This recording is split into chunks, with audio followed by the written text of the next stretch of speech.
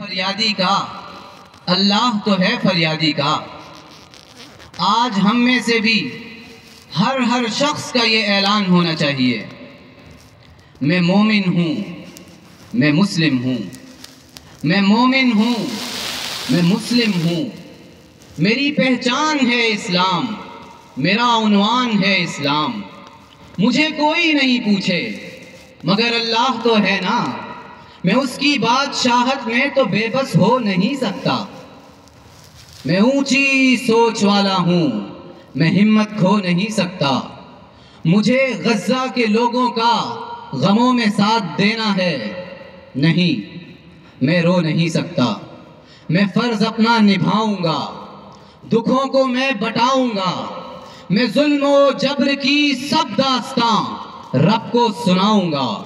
میں دن کو روزے رکھوں گا، شبوں کو گڑ گڑاؤں گا، میں غزہ کو بچاؤں گا، میں اقصی کو بچاؤں گا۔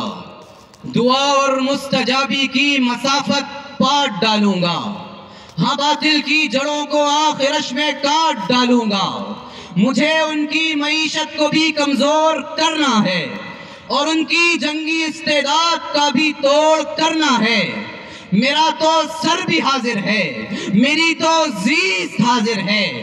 میں اپنی جان دے دوں گا، میں اپنا مال دے دوں گا۔ میرا مذہب امیدی ہے، میں ہمت کھو نہیں سکتا۔